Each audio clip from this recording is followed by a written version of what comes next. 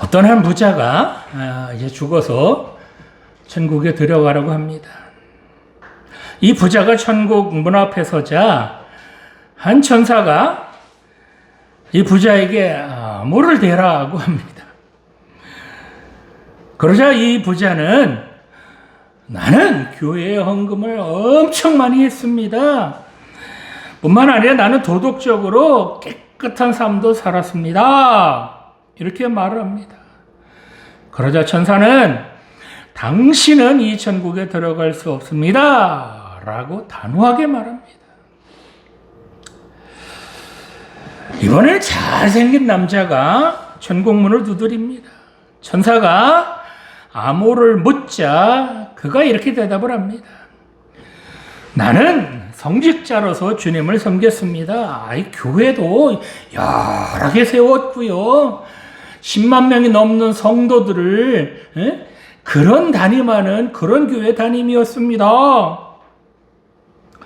이렇게 말합니다. 그러자 천사가 이렇게 대답합니다. 당신은 하나님을 잘 모르시는군요. 당신은 이 천국에 들어올 자격이 없습니다. 라고 말합니다. 이 사람이 물러나자마자 할머니 한 분이 천국문에 도착을 합니다. 이 할머니는 허리가 구부정했지만 두 눈은 반짝이고 있었고 얼굴은 빛이 났습니다. 할머니는 천국문 앞에서 손을 높이 들고 노래를 부르기 시작을 합니다. 나의 죄를 씻기는 예수의 피밖에 없네.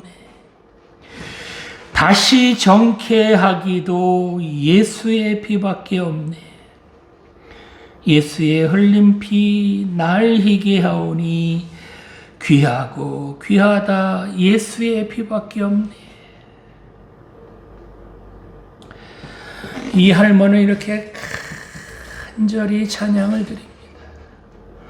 이렇게 할머니의 노래가 끝나자마자 그 천국문이 열렸다고 합니다.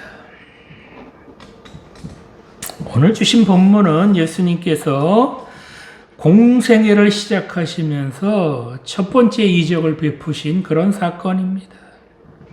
이 사건이 일어나는 곳이 어디죠? 바로 혼인잔치가 벌어진 곳이었는데 그만 이 잔치집에 포도주가 떨어집니다. 잔치집에 포도주가 떨어졌다는 것은 엄청나게 큰 문제였습니다. 흥에 겨워야 할 잔치집에 오히려 근심과 걱정거리가 생겼습니다. 이처럼 잔치집에 위기가 닥쳤을 때 어떻게 해야 할까요? 예수님께서는 이 문제를 어떻게 해결하셨을까요? 혼인잔치집에 들어가려면 무엇이 필요할까요? 오늘 주신 본문을 생각해보며 함께 은혜 나누기를 원합니다. 자, 첫 번째로 위기를 해결하려면 바로 예수님을 초청해야 한다는 것입니다. 본문 2절 말씀 보겠습니다. 예수와 그 제자들도 혼례의 청함을 받았더니 아멘. 자, 본문에 보면 포도주가 떨어진 이 잔치집에 예수님이 계셨습니다. 오늘 본문 2절에 보니까 예수님과 그 제자들도 혼례 청함을 받았다라고 합니다. 예수님의 어머니까지도 이 잔치집에 초대를 받은 것을 보면 아마도 이 잔치집이 예수님과 친척 관계였던 것으로 그렇게 보입니다. 자, 그렇다면 이 잔치집에서는 왜 예수님을 초청했을까요? 본문 앞에 나오는 요한복음 1장을 보면 구약 성경에서 선지자들이 그렇게 예언했던 구원자, 그 구원자가 바로 이 예수님이시다라는 소문이 온 동네에 퍼집니다. 이 예수님은 보통 사람이 아니라 바로 유대인들이 그토록 기다리던 하나님의 아들이요 메시아다라고 많은 사람들이 고백을 합니다. 뿐만 아니라 창세 이래로 고치지 못하던 그런 병들을 척척 고쳐내시고 또한 귀신을 내쫓으시며 많은 기적을 베푸신 그런 분이다라는 소문이 자자합니다. 이 잔치집의 주인은 이처럼 구원자라고 소문난 이 예수님을 정말 기적을 많이 베푸시는 이 예수님을 만나고 싶었습니다. 이렇게 구원자로 오신 예수님을 만나고 싶고 그렇게 기적을 많이 베푸신 그 예수님을 만나고 싶은 것은 어찌 보면 당연한 것입니다. 예수님께서는 기쁘게 이 초청을 수락하시고 제자들과 함께 이 잔치집에 가셨습니다. 자, 그런데 한번 생각해 봐야 합니다. 예수님께서는 왜 이 혼인 잔치집에 가셨을까요? 아무리 친척집이고 초청을 했다고 해도 굳이 거기까지 가실 필요가 있었을까요? 그런데 지금 누구까지 데리고 갔어요? 예수님 혼자만 가신 게 아니라 제자들까지 데리고 갑니다. 자, 이렇게 예수님께서 그 잔치집에 가셨는데 하필이면 그 잔치집에 포도주가 떨어집니다. 이 당시 잔치집에 포도주가 떨어진다는 것은 손님에 대한 예의가 없는 것으로 아주 큰 문제였다고 합니다. 다행스러운 것은 포도주가 떨어진 그 잔치집에 그 현장에 예수님께서 계셨다는 사실입니다. 자, 예수님께서는 왜 지금 이 잔치집에 계시죠? 바로 이 잔치집의 주인이 예수님을 초청했기 때문입니다. 이렇게 초청을 받은 예수님께서 그 잔치집에 포도주가 떨어진 이 큰 문제를 그 예수님께서 해결해 주셨습니다. 이 집주인이 예수님을 초청했는데 이렇게 예수님을 초청한 것이 이 잔치집의 위기를 극복하는 결정적인 요인이 됩니다. 망신을 당할 수 있는 그런 잔치집이 될 뻔했지만 예수님께서 그 잔치집에 계셨기 때문에 기쁨이 넘치고 부족한 것이 없는 그야말로 차고 넘치는 흥에 겨운 그런 잔치집이 되었습니다. 그렇습니다. 우리는 언제 어디서 무슨 일을 당할지 알 수 없습니다. 그러나 어떤 일을 당할지라도 무슨 일을 당할지라도 주님을 모신 그런 인생은 어떤 어려움을 당할지라도 어떤 환난을 당할지라도 주님께서 함께 하신다면 주님께서 동행하신다면 어떤 어려움과 어떤 환난도 능히 해결해 주실 줄 믿습니다. 이처럼 주님을 모시고 주님을 초청한 그런 인생은 주님께서 그 사람의 인생을 책임져 주실 줄도 믿으시기 바랍니다. 반대로 예수님 필요 없어. 예수님보다 내 주먹을 믿어. 내 똑똑한 머리를 믿어. 이렇게 예수님을 거부한 사람들은 위기를 만날 때마다 어려움을 당할 때마다 쓰러지고 넘어지고 우왕좌왕하다가 결국에는 망하게 될 것이라는 사실입니다. 요한복음 1장 12절 말씀에 보면 영접하는 자 곧 그 이름을 믿는 자마다 하나님의 자녀가 된 권세를 주셨다라고 말씀하셨습니다. 여러분들이 언제 어디서 무엇을 하든지 간에 여러분이 주인 되시는 주님을 모시기 바랍니다. 주님을 초청하시기 바랍니다. 그러면 우리 주님께서 기꺼이 여러분의 주인이 되셔서 여러분을 도와주시고 여러분을 지켜주실 줄 믿으시기 바랍니다. 우리가 살면서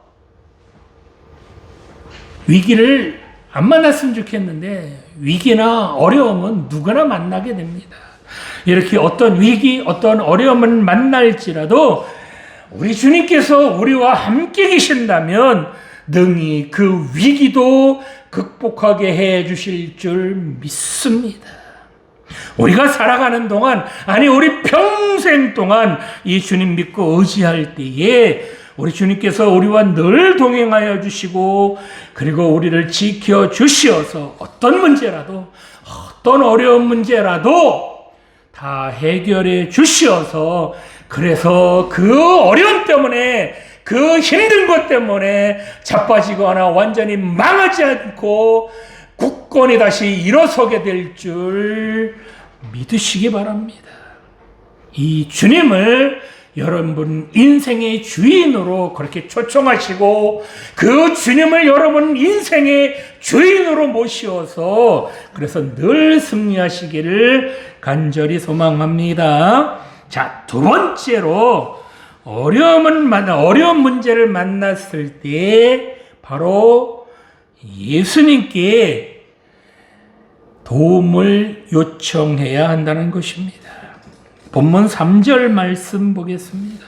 포도주가 떨어진지라 예수의 어머니가 예수에게 이르되 저들에게 포도주가 없다 하니. 아멘. 우리나라는 보통 예식하면 요즘은 예식해서 1시간?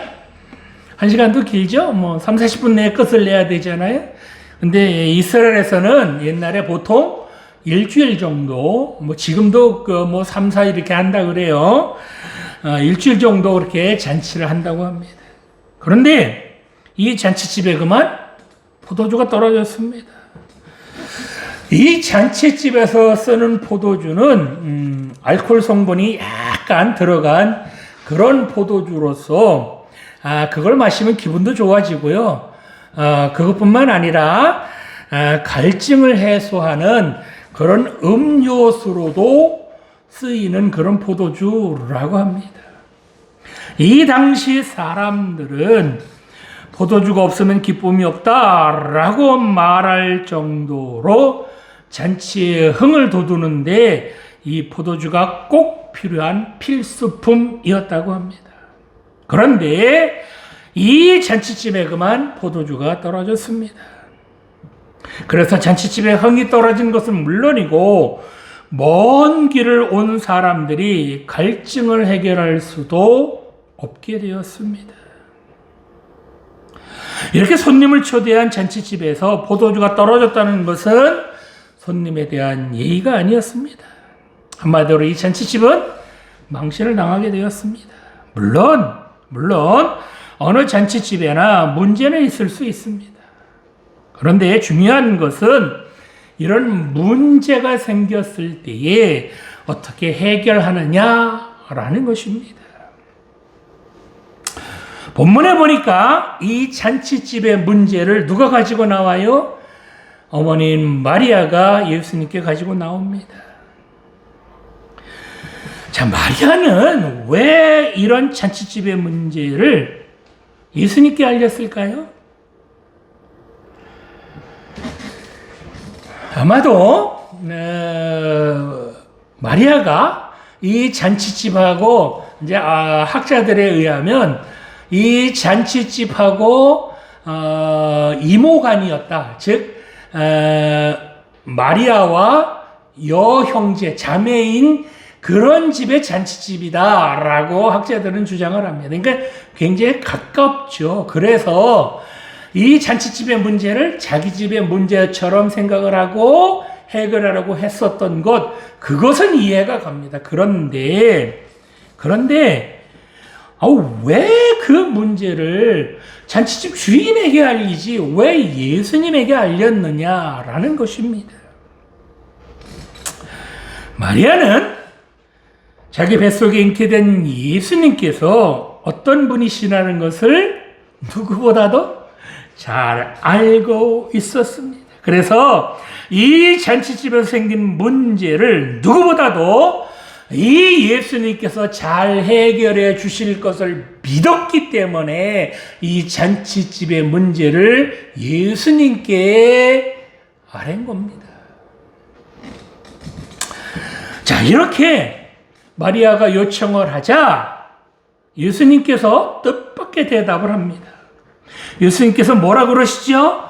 본문 4절 말씀을 보면 예수께서 이르시되 여자여 나와 무슨 상관이 있나이까? 내 때가 아직 이르지 아니하였나이다. 이렇게 말합니다. 이게 무슨 말입니까? 여기서 여자여라는 말은 자기 어머니를 우습게 여기는 그런 말이 아니고요.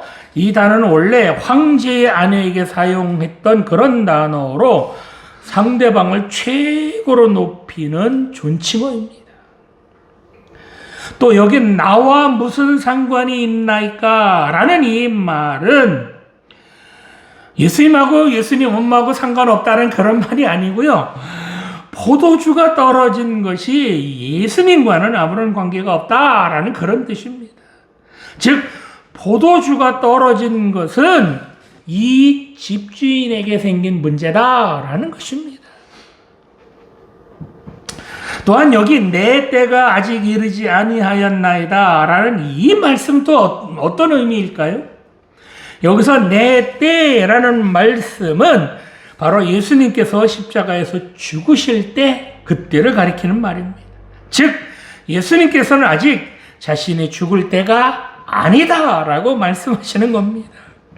이 말씀은 예수님께서 아무리 어머니의 부탁일지라도 어머니가 간절히 그렇게 부탁을 하실지라도 들어드릴 수 없다는 겁니다. 한마디로 어머니의 부탁을 거절하는 겁니다. 자, 이렇게 거절하자 마리아의 반응도 의외입니다. 보통 사람 같았으면 엄마가 부탁하는 건데 뭘 그렇게 냉정하게 거절하니? 야, 너 내 아들 맞아? 이렇게 반응할 수도 있었을 것입니다. 그러나 어머니 마리아는 예수님께서 이렇게 거절하심에도 불구하고 하인들에게 뭐라 그래요? 너희에게 무슨 말씀을 하시든지 그대로 하라 라고 지시합니다. 마리아는 왜 이런 지시를 했을까요? 아니 지금 아들인 예수님에게 지금 냉정하게 거절을 당했다면 기분 나쁘서라도 포기했을 겁니다. 그런데 마리아의 이 말은 예수님께서 지금 자기의 부탁을 거절하셨지만 그래도 포기하지 않았다는 겁니다. 마리아는 예수님께서 언젠가는 자신의 부탁을 들어줄 것을 믿었다는 겁니다. 이 마리아의 믿음대로 이 잔치집의 문제가 해결되었습니다.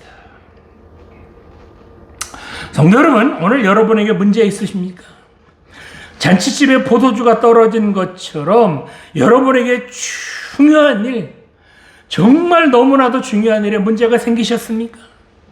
그렇다면 바로 주님께 기도하시기 바랍니다. 문제가 생기면 세상에서 해결하라고 하지 마시고 친구 찾아다니지 마시고 바로 먼저 주님께 무릎 꿇고 기도하시기 바랍니다. 여러분의 생긴 문제, 여러분에게 닥친 그런 문제를 제일 먼저 주님께 아뢰시기 바랍니다. 그러면 주님께서 여러분의 닥친 문제를 해결해 주실 줄 믿습니다. 이처럼 간절히 주님께 기도한다면 어떤 문제라도 다 해결해 주실 줄 믿으시기 바랍니다.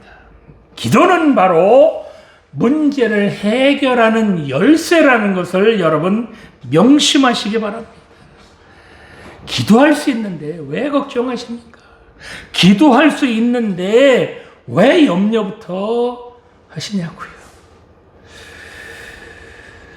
기도는 바로 여러분이 닥친 문제를 해결하는 열쇠라는 것 다시 한번 명심하시기 바랍니다. 자, 마지막으로 혼인잔치집에 들어가려면 바로 더러운 죄를 씻어야 한다는 것입니다. 본문 7절 말씀 보겠습니다. 예수께서 그들에게 이르시되 항아리에 물을 채우라 하신즉 아구까지 채우니. 아멘. 자, 이제 예수님께서는 정결례를 행하는 6개의 돌 항아리에 물을 어디까지? 아기까지. 그러니까 가득 채우라고 그렇게 명령하셨습니다.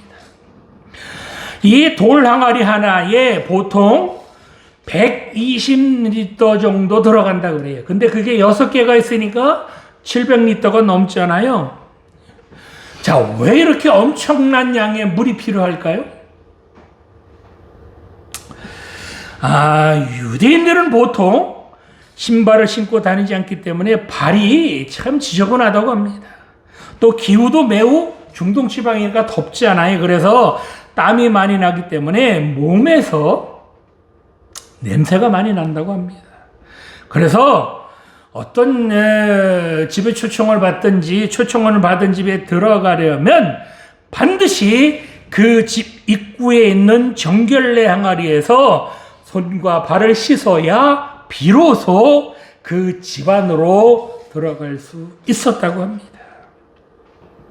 즉, 이 잔치집에 들어가는 통과 의례로 이 돌 항아리에서 더러워진 손과 발을 씻고 그리고 이 잔치집에 이제 참여하게 된 것입니다.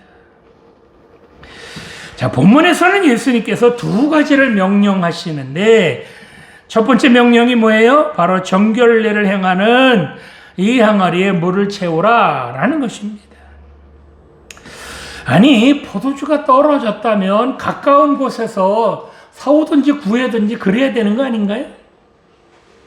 더더군다나 깨끗한 그릇들도 많았을 텐데 주님께서는 하필이면 더러운 손과 발을 씻는 이 정결례를 행하는 이 항아리에 물을 채우라고 하셨을까요? 그 이유가 무엇일까요? 하인들은 이 주님의 말씀이 이해되지 않을 수도 있습니다. 그래도 하인들은 이 주님의 말씀에 순종하여 항아리에 물을 가득 채웠습니다. 그런데 이제 2번째로 주님께서 명령을 하십니다. 그 명령이 2번째 명령이 뭐죠? 바로 이 떠서 즉 그물을 떠서 연회장에게 갖다 주라 라고 명령하십니다. 정결례 항아리에 그렇게 가득 부은 그 물을 떠서 연회장에게 갖다 주라 라고 명령하시는 겁니다. 이 명령은 참으로 순종하기 어렵습니다. 왜 그럴까요? 이 하인들이 떠다 주는 이 물은 어디서 떠온 물이죠? 바로 더럽고 냄새나는 손과 발을 씻었던 그 정결례 항아리에서 그렇게 떠다 주는 그런 물이었습니다. 그런데 하인들이 이 물을 떠다 주었을 때 어디서 이처럼 더럽고 냄새나는 물을 떠다 주었느냐고 사람들에게 두드려 맞지 않으면 다행입니다. 무슨 욕을 먹을지 무슨 봉변을 당할지 모릅니다. 아무리 어머니 마리아가 예수님께서 무슨 말씀을 하시든지 그대로 해라 라고 말씀하셨을지라도 이 하인들이 이 2번째 예수님의 명령을 순종하는 것은 쉽지 않았을 것입니다. 그런데도 이 하인들은 오늘 본문에 나온 것처럼 어떻게 해요? 예수님 말씀에 순종을 합니다. 이해되지도 않고 순종하는 것이 쉽지는 않았지만 예수님의 말씀이라면 끝까지 순종을 합니다. 이렇게 말씀에 순종하니까 어떻게 되었습니까? 말씀대로 순종했더니 이 하인들의 손에 들려있던 그 물이 포도주로 변하는 기적을 체험합니다. 말씀에 순종했더니 욕을 먹고 망신을 당하는 것이 아니라, 말씀에 순종해서 뺨을 맞는 것이 아니라, 오히려 이렇게 최고로 맛있는 포도주가 어디서 났느냐? 라고 칭찬을 받게 되었습니다. 그렇습니다. 기적은 바로 이처럼 순종할 때만 경험할 수 있습니다. 이해되지 않을지라도, 그럴지라도 먼저 순종할 때에, 그럴 때에 기적을 체험하는 것이지, 계산해보고 따져보고 나서 야, 이게 나한테 이득이 될까 손해가 될까 이런 거 따져보고 나서 순종하는 것은 순종이 아니라는 것입니다. 어려움을 당할수록, 위기를 당할수록 주님 말씀에 즉각적으로 순종한다면 능히 그 어려움을 극복하게 해 주실 뿐만 아니라 기적까지도 체험하게 해 주신다는 겁니다.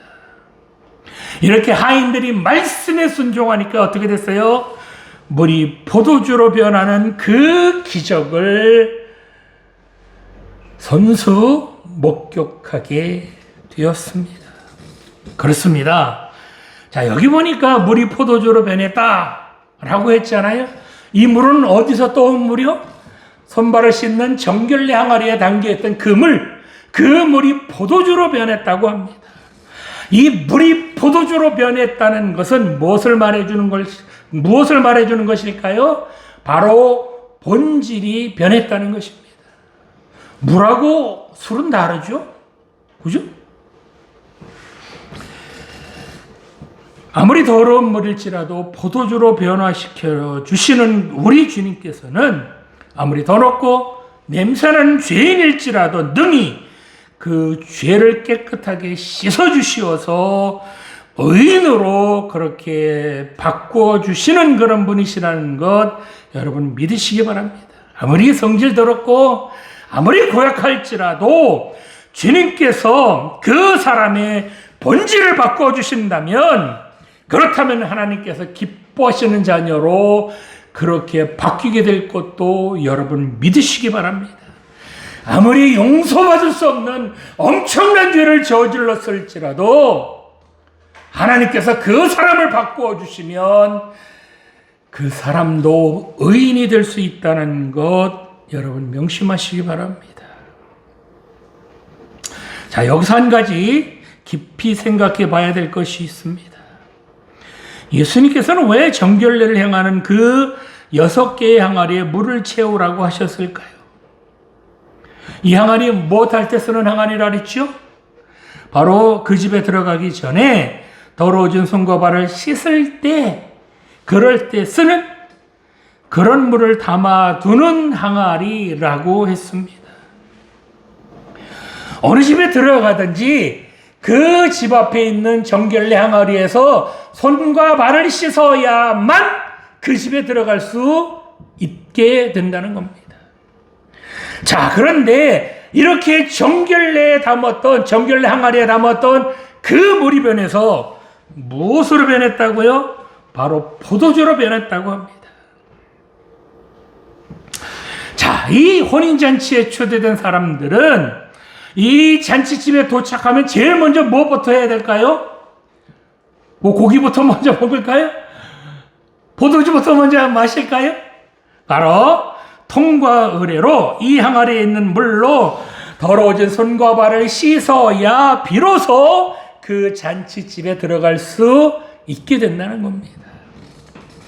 자, 여기서 한 가지 여러분께 질문 드리겠습니다. 우리 예수님을 믿는 우리는 죽으면 어디로 갈까요? 여러분 죽으면 어디로 가겠습니까? 지옥으로 갈까요? 자, 우리 죽으면 다시 하나님께서 우리 부활시켜 주셔서 하늘나라에 가게 될 줄 믿습니다. 자, 이렇게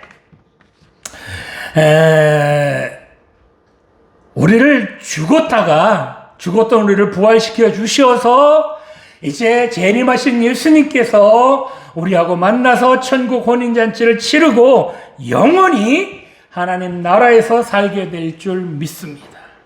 자, 그렇다면 사람들의 혼인잔치 말고요. 이 하나님 나라의 혼인잔치에 들어가려면 더럽고 추한 우리들의 죄는 무엇으로 씻어야 할까요? 사람들의 그 잔치집에 들어가려면 정결례 그 항아리에 있는 물로 씻어야 그 잔치집에 들어갈 수 있는 것처럼 우리들이 영원한 하나님 나라에 들어가려면 우리의 더럽고 추한 우리들의 죄는 무엇으로 씻어야 우리가 하나님 나라에 들어갈 수 있을까요? 인간의 죄는 그 어떤 물로는 씻을 수 없습니다. 아무리 성능 좋은 세제를 가지고서도 우리 죄를 씻을 수는 없습니다. 오늘 본문에서 말씀하시는 정결례 항아리에 담겨있던 물이 포도주로 변했을 때 이 포도주는 무엇을 상징하는 것일까요? 본문 11절 말씀을 보면 예수께서 이 첫 표적을 갈릴리 가나에서 행하여 그의 영광을 나타내심에 제자들이 그를 믿으니라 라고 말씀하셨습니다. 물이 변해서 포도주로 만들어진 이 사건을 뭐라고 그래요? 표적이라고 합니다. 이 표적이라는 것은 앞으로 되어질 일을 미리 짐작하도록 미리 보여주는 것, 그것이 표적입니다. 즉, 앞으로 예수님께서 십자가를 지시고 이제 피 흘려 죽으실 것을 미리 예표로 보여주시는 사건이 바로 이 혼인잔치집 사건이라는 겁니다. 즉 물이 변해서 포도주가 되었을 때 이 포도주는 바로 예수님의 피를 상징합니다. 오늘 물이 포도주로 변한 이 표적은 인간의 더럽고 추한 모든 죄는 오로지 예수님의 피로만 그 죄를 씻을 수 있다라는 것을 보여주시는 것입니다. 이게 무슨 말인지 여러분 이해가 안 가실 텐데요. 잘 들어보시기 바랍니다. 자, 주님께서 십자가에 죽으셨다가 3일 만에 부활하셨죠? 그런 다음에 어떻게 되셨어요? 이제 우리가 영원히 거할 처소를 예비하러 이제 하늘나라 가셨습니다. 그래서 우리가 거할 처소를 다 준비하시게 되면 다시 우리들을 데리러 재림하실 것입니다. 자, 이렇게 우리들을 데리러 오시는데 이 재림하시는 예수님께서 어떤 자격으로 오실까요? 바로 신랑의 자격으로 우리들을 데리러 오신다는 겁니다. 신랑의 자격으로. 자, 그러면 신랑이 있으면 신부가 있어야 되잖아요. 예수님의 신부는 누구일까요? 바로 여러분들이 예수님의 신부가 된다는 겁니다. 여러분 입장 바꿔서 한번 생각해 보시겠습니까? 여러분은 주님의 색시로 자격이 있으실까요? 여러분이 신랑 되신 예수님이라고 가정을 하시고 여러분들이라면 여러분 같은 색시를 여러분 같은 색시감을 신부로 맞을 수 있겠습니까? 여러분이 예수님이라면 여러분 같은 색시감을 여러분의 신부로 맞을 수 있겠느냐고요. 맞을 수 있다 끄떡끄떡 아니다 좌우로.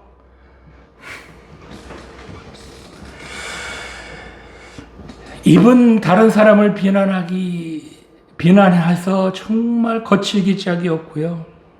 다른 사람들 상처 주기 바쁘고요. 선과 발은 죄로 가는데 주저함이 없고요. 마음은 시궁창보다 더 더러워서 구역질 나는 이런 색식감이라면 여러분들은 이런 색식감을 신부로 맞으실 수 있겠습니까? 그런데 주님께서는 이런 우리를, 이런 엄청난 우리를 신부로 맞이하기 위하여 무엇을 하셨습니까? 바로 주님께서는 우리같이 더럽고 추한 죄 많은 자들을 이제 주님의 신부로 만드시기로 작정을 하셨습니다.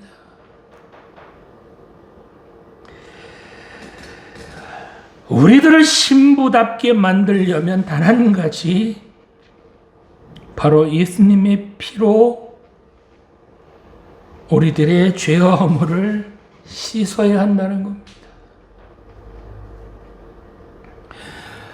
우리들의 죄와 허물이 얼마나 더럽고 얼마나 추한지 물로 씻어도 안 되고요. 구약에서 짐승의 피로도 해봤지 않아요? 근데 되든가요? 안 되잖아요. 바로 예수님의 피로만 더럽고 추한 이 죄와 허물을 씻을 수 있게 되는 겁니다. 그런데도 주님께서는 이런 추하고 더러운 이런 색시를 차마 내치지 못하시고 그래도 이런 우리를 색시라고 맞이하기 위하여 살이 쩍쩍 갈라지고 뼈가 드러나도록 그렇게 채찍에 맞으셨습니다. 주님께서 맞으신 채찍 끝에는 날카로운 뼈와 쇠붙이가 붙어 있었다고 합니다. 채찍에 맞을 때마다 얼마나 아프셨겠습니까? 그런데도 주님은 도살장에 끌려가는 양처럼 한마디 말씀도 신음소리도 내지 않으셨습니다. 그것뿐입니까?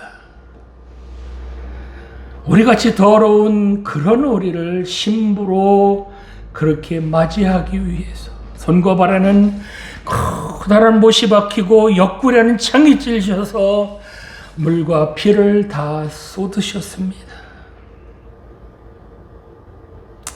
주님께서는 누구 때문에 이런 고통 당하셔야 합니까? 누구 때문에 이처럼 십자가에서 그 고통을 당하셔야 합니까? 바로 나 같은 사람을 색시로 맞이하기 위해 주님께서는 그 십자가에서 물과 피를 다 쏟으셨습니다. 바로 나 같은 형편없는 자격 없는 사람을 색시로 얻으시려고 주님께서 십자가에서 그렇게 모진 고통을 당하셨습니다. 주님께서 십자가에서 이렇게 피 흘려 주심으로 우리가 그 거룩하신 주님, 흠없고 점없는 깨끗하신 그 주님, 그 주님의 신부가 될 수 있었다는 겁니다.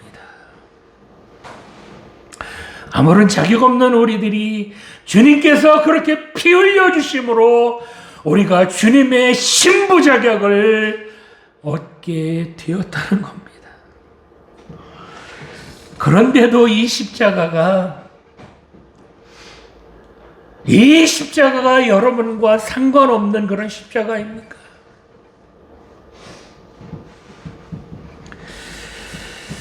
뿐만 아니라 주님께서는 행여 색시가 다칠까봐 늘 동행해 주셨고 낮에는 구름기둥 밤에는 불기둥으로 늘 보호해 주셨습니다. 여러분 이런 신랑 또 어디 있습니까? 이런 주님을 신랑으로 맞이하지 않고 누구를 신랑으로 맞이하시겠습니까? 이런 신랑 되시는 주님의 말씀에 순종하지 않으시고 누구로 말씀에 순종하시겠습니까? 이 주님께서 흘려주신 그 십자가의 보혈로 우리는 이제 천국에서 주님과 혼인할 자격을 얻게 되었습니다. 오늘 예배 드리시는 청년 여러분, 천국 혼인잔치집에 들어가려면 물로 씻어서는 들어갈 수 없습니다. 예수님께서 십자가에 흘려준 그 피로 우리 죄를 씻어야만 천국 혼인잔치에 들어갈 수 있다는 것입니다. 이처럼 우리를 천국 혼인잔치집으로 들어갈 수 있도록 우리 죄를 대신해서 피 흘려주신 이 주님을 여러분의 신랑으로 맞이하시기 바랍니다. 그래서 우리 모두, 오늘 예배드리는 여러분 모두 천국 혼인잔치에 참여하시기를 간절히 소망합니다. 여러분, 신랑 맞을 준비하시기 바랍니다. 기도 드리시겠습니다. 살아계신 하나님 아버지, 세상에서 만족함 찾지 말고 주님을 우리 삶의 주인으로 모시게 하여 주시옵소서. 하나님, 우리 삶의 주인 되셔서 어떤 위기를 만나더라도 극복할 수 있도록 우리를 이끌어 주시고 지켜주시고 보호하여 주시옵소서. 주님만이 우리 삶의 주인으로 모시기를 원합니다. 어떤 위기를 만날지라도 두려워하거나 겁내지 말고 주님께 기도하는 우리 모두 되게 하여 주시옵소서. 기도는 위기를 극복하고 어려움을 이기는 열쇠라는 사실을 명심하게 하여 주시옵소서. 또 주님 말씀에 순종하여 물이 포도주로 변화되는 것처럼 우리 삶도 변화시켜 주시옵소서. 살아계신 하나님 아버지, 우리를 천국 혼인잔치에 초청하시려고 우리를 대신해서 피 흘려 죽으신 그 예수님 때문에 우리가 영원한 천국에 다 들어갈 수 있게 된 줄 믿습니다. 이처럼 독생자 예수님을 아낌없이 우리를 위해 내어주신 우리 하나님 아버지의 은혜를 늘 마음속 깊이 간직하며 살아가게 하여 주시옵소서. 신랑 맞을 준비 잘해서 우리 모두 천국 혼인잔치에 참여하게 하여 주시옵소서. 감사드리며 예수님 이름으로 기도드립니다.